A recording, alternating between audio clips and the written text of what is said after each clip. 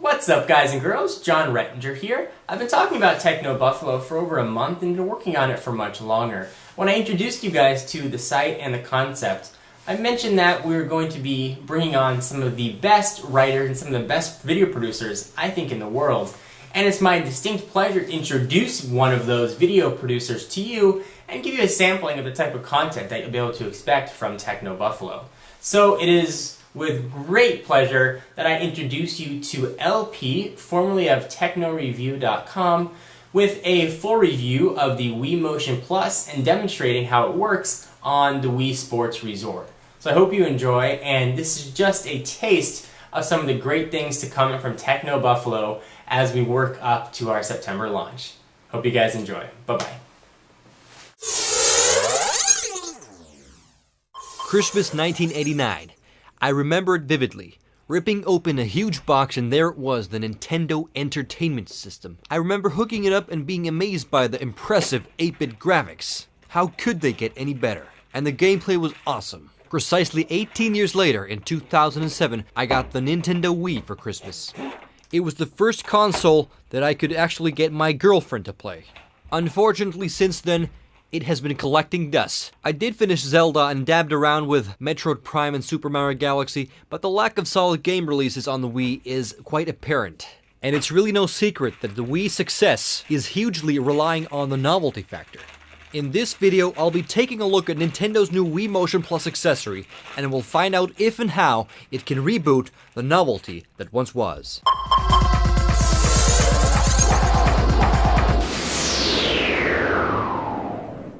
Today we'll be looking at Nintendo's new Wii Motion Plus accessory. But before we go any further, I have an announcement to make.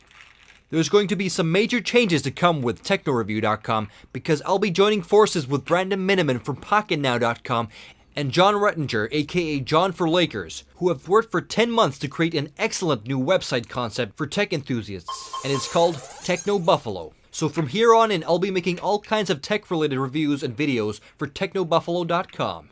And there's going to be a lot more info to come on TechnoBuffalo in the coming weeks leading to its September launch, so stay tuned. But let's get back to the review. We'll be using Wii Sports Resort, which came bundled with the device. We'll be focusing mainly on the Motion Plus's accuracy and how it translates into gameplay. When you boot up the Wii Sports Resort, the game shows a very detailed and long tutorial of attaching the accessory itself.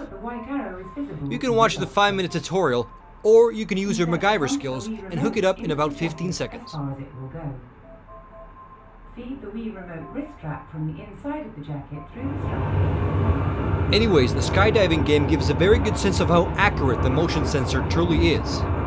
You can twist and turn on the X, Y, and Z axis, and the motion sensing keeps up without a hitch.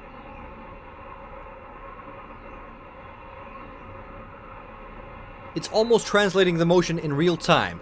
There may be a delay of a few milliseconds, but that's about it. The new accessory picks up on the subtlest of twists and turns, but it can also keep up with very fast jerks and rattles. Probably not the way you want to plummet in free fall, but it makes for good gaming. The Island Flyover event uses similar control mechanics as the skydiving game. You hold the remote as if holding the plane itself. Maneuvering the plane really shows off the Motion Plus's precision. The plane reacts to every pivot and tilt, and it's quite easy to maneuver death-defying stunts. Maybe they'll make a new Top Gun game. I'd definitely buy it. No, Goose! Let's check out a few of the more interesting games the Wii Sports Resort has to offer. The sword fighting events are a very good example of how the more accurate motion sensing technology can be implemented.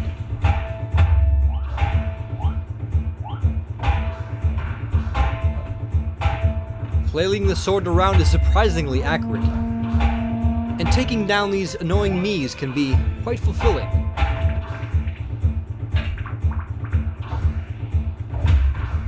The speed slicing game shows how responsive the remote can be in terms of speed, and it's really nice to see that the Wiimote is now registering full motion movements and not just triggering button presses with different gestures, which pretty much was how the plain old Wii remote worked. A flick of the controller basically triggered a button press. Now the remote seems to recognize full range of motion.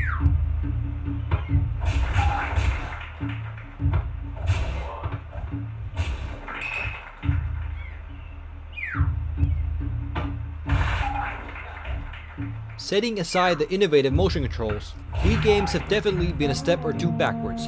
Motion controls have been slapped on most games with very little innovation. Truth be told, for an old school hardcore gamer like me, the Wii has been somewhat of a letdown. I'm pretty sure game developers were quite surprised by Wii's success as well. I mean, who knew that doing this would appeal to basically everyone from 8 to 80 years old? Apparently Nintendo knew, and I've learned over the past few years that Nintendo still knows. When I saw the Wii balance board, I thought it was a bathroom scale. Well, it turned out to be a motion-controlled bathroom scale, but this particular bathroom scale sold millions. But time will tell if the Motion Plus accessory will in fact widen the possibilities for game developers to create more complex and innovative games. I think it will take a while for third-party developers to release their Wii Motion Plus games, because rumor has it that last year when Nintendo announced the Wii Motion Plus, most third-party developers were only hearing about it for the first time. But business-wise, this was a very smart decision, giving plenty of time for Nintendo to rack up enormous amounts of cash with Wii Sports Resort and upcoming first-party releases. Before starting events, you will often be asked to calibrate the controller by placing it on a level surface. It can get annoying sometimes because calibration reoccurs quite often and you must have a flat surface handy to do this. Luckily, it only takes a few seconds and gives you time for a short breather before hacking up some more Miis. The game often cautions about hitting nearby people and objects. I've heard this all before. Skip. Let's get to the game already.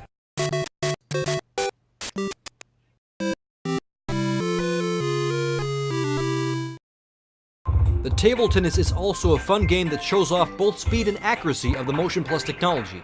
You can curve your shots by adjusting the angle of your paddle as you hit, and you can, for example, set the ball in a backspin to achieve a bounce that is harder for your opponent to hit.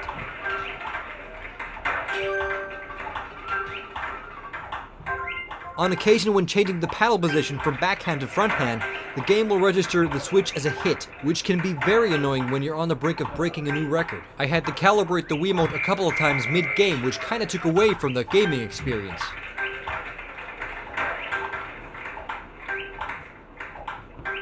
But most of the time, the Wiimote works without any issues, and table tennis can be a lot of fun.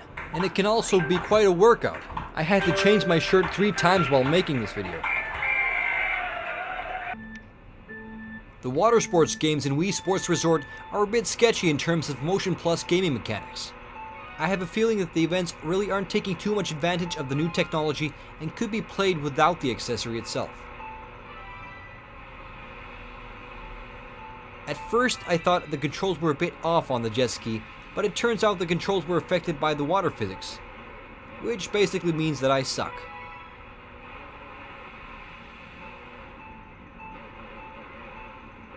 Now, bowling is a sport that I can really relate to. I was a big fan of the bowling in the original Wii Sports, but I definitely noticed that the old Wiimote could recognize only a few angles of curve and a few variations of thrust. Now, the new version of the bowling is a definite improvement. With the Wii Motion Plus, you can achieve pinpoint precision, and you can definitely have more control over the ball spin.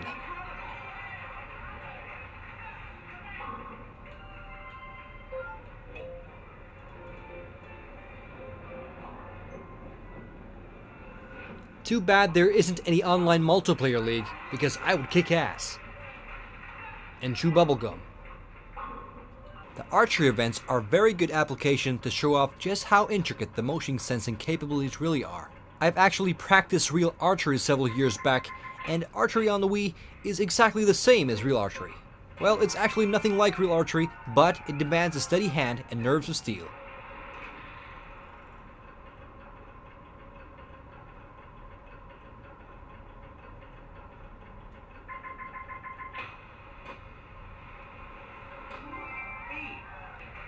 In most games, the differences are subtle, and I would imagine the average Wii gamer, the 8-year-old annoying kid, or the 80-year-old grandma, won't even notice the improvements, but they will definitely enjoy the new sporting events Wii Sports Resort has to offer. All in all, the Wii Motion Plus accessory is a definite improvement to the Wii experience, but you will be having to buy the accessory for each remote you own, so if you're like me who has 4 remotes, you'll end up paying a couple of days' salary for some dude at Nintendo. Even though the Wii Motion Plus isn't anything truly groundbreaking, I can't deny that it's still good fun. That is, at least until the novelty starts to wear off. I'd estimate the novelty factor is good for, say 25 million units sold. What the heck, let's make it 40 million. The Wii Motion Plus accessory actually exceeded my expectations. It's not a perfect device, but it really gives the Wiimote much needed accuracy. Unfortunately, the technology is not backwards compatible, so you're gonna have to wait for future releases to reap the benefits. Nintendo is in for some stiff competition.